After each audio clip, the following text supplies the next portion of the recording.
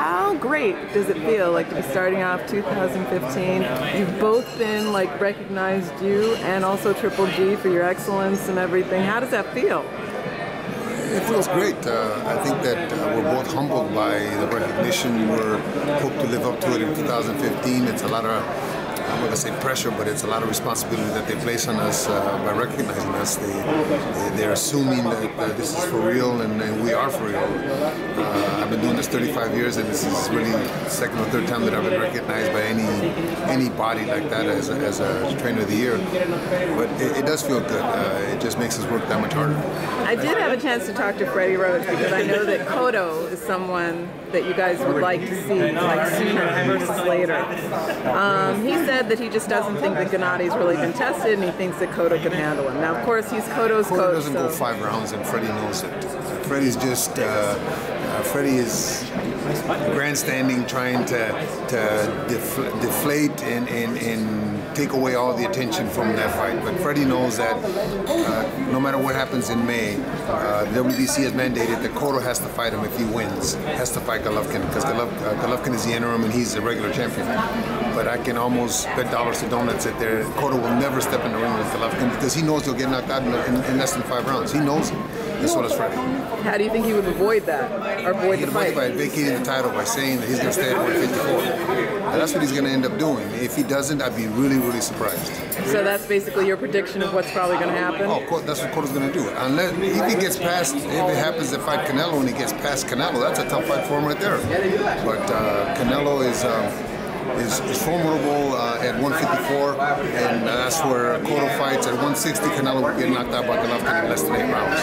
But Cotto doesn't go 5, and Freddie knows it. What do you think about all this talk about Lemieux? You know what, he's a young kid big puncher, big strong kid that he's only got 1 loss. I'm sorry, he's got 2 losses now, but the Rubio loss, I think he was a little too young.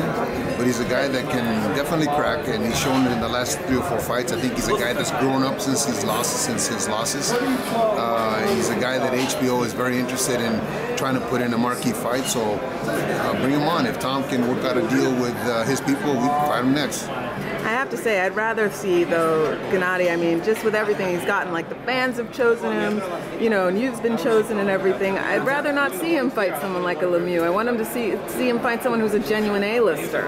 Well, so would I, but the genuine A-listers, that question should not be posed at me. That question should be posed at the genuine A-listers that you're talking about, because they'll find an excuse, just like Peter did, just like Cotto is going to.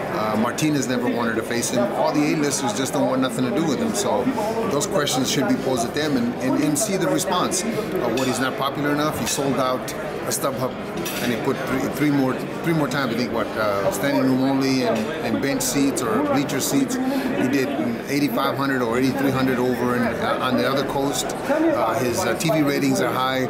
I can't see why anybody would say that he's not marketable or he's not a draw. He is a draw, but that's an easy way of saying I don't want to fight him.